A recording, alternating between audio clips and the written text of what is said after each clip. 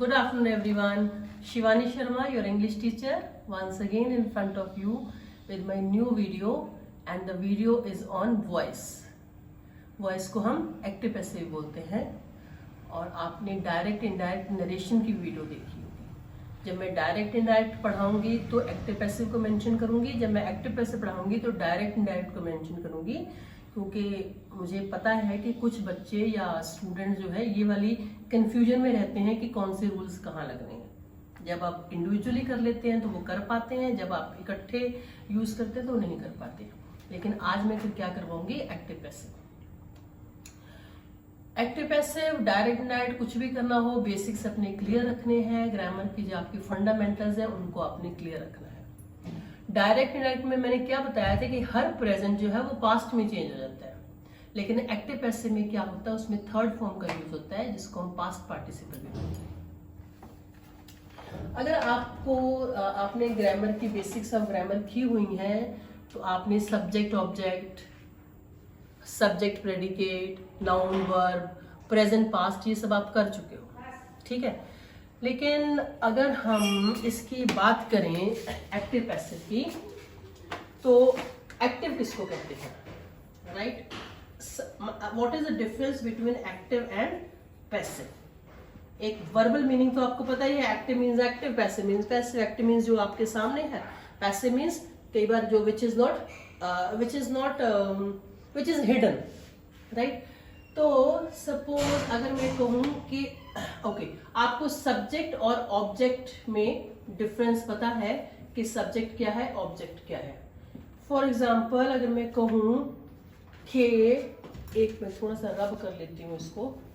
अगर मैं कहूं कि आई लाइक फ्रूट्स, बहुत सिंपल सेंटेंस लूंगी ताकि आपको समझ आ जाए, ठीक है. आई लाइक फ्रूट्स, मुझे फ्रूट्स अच्छे लगते हैं, प्रेजेंट इंडेफिनिट टेंस है.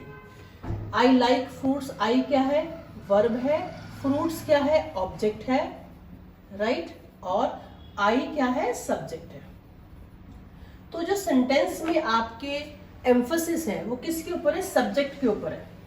हम सब्जेक्ट की कि आई लाइक फ्रूट्स, मतलब मुझे फ्रूट्स अच्छे लगते हैं, this is present indefinite tense मैंने बताया. अगर सपोज हमने आई लाइक फ्रूट्स, ये कौन सा टेंस है, प्रेजेंट इंडेफिनिट, जिसको हम सिंपल प्रेजेंट भी बोलते हैं. जब हम इसकी पैसिव वॉइस बनाएंगे तो सबसे पहले क्या, ऑब्जेक्ट क्या है वो सब्जेक्ट बन जाएगा, और सब्जेक्ट क्या है वो ऑब्जेक्ट बन जाएगा, और प्रेजेंट प्रेजेंट रहेगा, पास्ट पास्ट रहेगा. डायरेक्ट इनडायरेक्ट में हमने क्या किया था, हर प्रेजेंट पास्ट में चेंज हो जाता था. लेकिन जब हम एक्टिव से पैसिव बनाएंगे तो क्या होगा, प्रेजेंट प्रेजेंट रहेगा, पास्ट यानी कि ये प्रेजेंट इंडेफिनिट है तो ये प्रेजेंट इंडेफिनिट तो नहीं रहेगा लेकिन टेंस प्रेजेंट रहेगा. और हमें प्रेजेंट पास्ट टेंस किससे पता चलता है, हेल्पिंग वर्ब से. यानी कि जब हम पैसिव वॉइस बनाएंगे या फिर हम एक्टिव पैसिव से एक्टिव बनाएंगे तो हमें हेल्पिंग वर्ब्स का ध्यान देना पड़ेगा कि हम प्रेजेंट के यूज कर रहे हैं या पास्ट के यूज कर रहे हैं, राइट? फॉर एग्जाम्पल फ्रूट्स, ठीक है. फ्रूट्स क्या है, हमारा सब्जेक्ट बन गया, मुझे फ्रूट्स अच्छे लगते हैं. फ्रूट सिंगुलर सॉरी प्लूरल है तो फ्रूट्स के साथ आर. थर्ड फॉर्म क्या होगी फिर की, लाइक. फ्रूट्स आर लाइक, और साथ में क्या यूज होता है, बाय. आई का क्या बन जाएगा, मी, राइट? अगर आपने प्रोनाउन किए तो उसको आपने me, myself, we, us use, ये सब इनका यूज आपको पता होगा.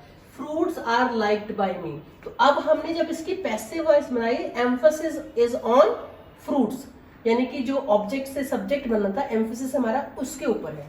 स्ट्रेस हमारा एक्टिव चीज क्या है, फ्रूट्स है. यहाँ पर क्या था, आई था, आई लाइक फ्रूट्स, मुझे फ्रूट्स अच्छे लगते हैं, फ्रूट्स मेरे द्वारा पसंद किए जाते हैं. बाय मीन्स द्वारा, ठीक है. अगर मैं हिंदी में इसको लिखूं, द्वारा. इसी तरह से अगर मैं कहूं कि ये जो सेंटेंस है आपका, यही सेंटेंस जो होता ये पास्ट में होता. अगर यहाँ पर ये होता आई लाइक्ड फ्रूट्स, मुझे फ्रूट्स अच्छे लगते थे, तो अब क्योंकि ये पास्ट बन गया है तो इसकी जो पैसिव वॉइस बनेगी वो भी पास्ट में ही बनेगी. फॉर एग्जाम्पल क्या बनेगा इसका, fruits were liked by me, were liked by me. Third form verb, past का हेल्पिंग वर्ब हो गया, मी, आई से मी बन गया, और फ्रूट्स है. तो यानी कि हमें जब सब्जेक्ट ऑब्जेक्ट बन जाएगा, ऑब्जेक्ट सब्जेक्ट बन जाएगा तो उसको हम पैसिव वॉइस बोलते हैं. और अगर हम खाली वॉइस कहते हैं, अगर जैसे सपोज आपके एग्जाम में आता है change the voice of the following sentences, तो वो ये भी हो सकता है एक्टिव से पैसिव बनाना, पैसिव से एक्टिव, लेकिन वहां पर आता है change from active to passive, तो आपको क्लियर ही है। इसमें आपको मेन चीज क्या याद रखनी है, ऑब्जेक्ट बिकम सब्जेक्ट, ठीक है, ये मैं बता चुकी हूँ आपको। बाय का यूज होता है और थर्ड फॉर्म यानी कि पास्ट पार्टिसिपल का यूज होता है, और टेंस में कोई चेंज नहीं आता। अगर प्रेजेंट है तो प्रेजेंट रहेगा, पास्ट है तो पास्ट, फ्यूचर है तो फ्यूचर। एक मैं आपको इसकी एक और एग्जांपल दे देती हूँ, आप टेंस वाइज मत करना, एक सिंपल इसको ऑन अ होल उसको याद रखना हो, क्या इसमें क्या यूज होगा। For example, the teacher is teaching her students, right? Teacher अपने बच्चों को पढ़ा रही है। द टीचर क्या है, ये सब्जेक्ट है। इज हेल्पिंग वर्ब है। टीचिंग वर्ब की फर्स्ट फॉर्म प्लस आईएनजी है। हर स्टूडेंट्स ऑब्जेक्ट है।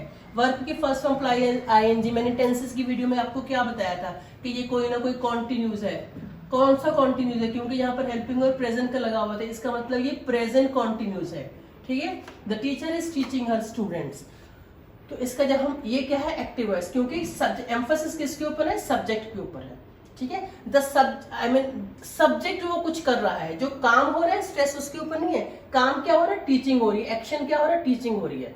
तो जब हम इसकी पैसिव वॉइस बनाएंगे, क्या बनाएंगे, इसको हर स्टूडेंट्स भी लिख सकते हो और स्टूडेंट्स भी लिख सकते हो, ठीक है। तो हम I will take only students. अब स्टूडेंट्स क्या है, प्लूरल है, राइट। स्टूडेंट्स प्लूरल है तो इज हेल्पिंग वर्ब उसकी साथ आर लगेगा। यहाँ पर टीचर सब्जेक्ट था, ये सिंगुलर था, इसलिए यहाँ पर इज लगा था। इसमें भी बच्चे बहुत कंफ्यूज होते हैं, वो एज इट इज उठा लेते हैं हेल्पिंग वर्ब। स्टूडेंट्स आर, जब हम प्रेजेंट कॉन्टिन्यूस या पास्ट कॉन्टिन्यूस की पैसिव वॉइस बना रहे हैं तो साथ में हमारे बीइंग यूज होगा। Students are being, third form क्या होगी, टॉट बाय द टीचर। बच्चे जो है स्टूडेंट्स टीचर के द्वारा पढ़ाए जा रहे हैं। अगर यही सेंटेंस हमारा होता द टीचर वॉज, बाकी सब कुछ तो वही है, हेल्पिंग वर्ब हमारा पास्ट में आ गया, फर्स्ट फॉर्म प्लस आईएनजी, इसका मतलब ये कोई ना कोई कॉन्टिन्यूज है। कोई ना कोई कॉन्टिन्यूज मींस क्या, हेल्पिंग वर्ब हम देखेंगे, हेल्पिंग वर्ब हमारा पास्ट में है तो इसका मतलब ये पास्ट कॉन्टिन्यूज है। तो जब हम पास्ट कॉन्टिन्यूज की पैसिव वॉइस बनाएंगे तो इसमें कोई चेंज नहीं है। Students verb being, B E I N G, being taught by the teacher. This is the main difference between a present and past. हमने किसी का भी टेंस नहीं चेंज किया।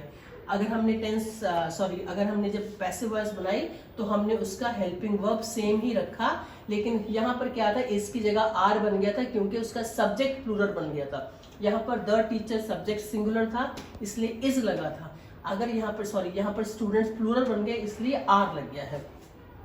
अगर मैं कहूँ, एक और सेंटेंस में आपका बोल देती हूँ, वी विजिटेड एन एग्जीबिशन, ठीक है, हमने एक एग्जीबिशन विजिट की, तो दैट मीन्स ये क्या है, सेकंड फॉर्म है, पास्ट है, एन एग्जीबिशन, तो क्या आएगा, ये एन एग्जीबिशन ऑब्जेक्ट है, ये सब्जेक्ट बन जाएगा, तो then an exhibition was visited by, we का क्या बन जाएगा, अस। हाँ, आपको ये वाली चीजें जरूर याद करनी पड़ेगी कि वी का अस कैसे बने, याद नहीं, अगर आपको पर्सन से उसकी प्रैक्टिस है तो इस तरह से। So an exhibition was visited by us, ये हमारा पास्ट इंडेफिनिट का हो गया। तो दैट मीन्स हमने चेंज किसी में नहीं किया, हर एक ही उसमें थर्ड फॉर्म का यूज किया, पास्ट पार्टिसिपल का यूज किया, और अदरवाइज साथ में कोई भी चेंज उसकी नहीं आया है। This is the crux of active and passive voice, ठीक है। मैं रिपीट कर रही हूँ, पैसिव वॉइस में हमेशा किसी भी टेंस की पैसिव वॉइस करेंगे हमेशा थर्ड फॉर्म का यूज करेंगे, पास्ट पार्टिसिपल फॉर्म का यूज करेंगे। लेकिन जब हमने डायरेक्ट इनडायरेक्ट करने हैं तो हर प्रेजेंट जो है पास्ट में चेंज हो जाएगा। कौन सा, इन्वर्टेड कॉमर्स के अंदर वाला। जैसे मैंने कहा था ना, टेंसेस हमें इकट्ठे करने चाहिए, इसी तरह से एक्टिव पैसिव और डायरेक्ट इनडायरेक्ट भी अगर आप साथ साथ करोगे तो आपको ज्यादा समझ आएगा। ज्यादा समझ इन द सेंस कि उसका यूज करना आएगा, ठीक है, कि उसको कहाँ पर यूज करना है, right. Otherwise, the rules are there. You can read rules, और उनको आप देख सकते हो कैसे करना है, but keep on practicing, right? And I would be meeting you in my next video on direct, indirect, and as well as on active passive. Till then, bye bye, take care, thank you.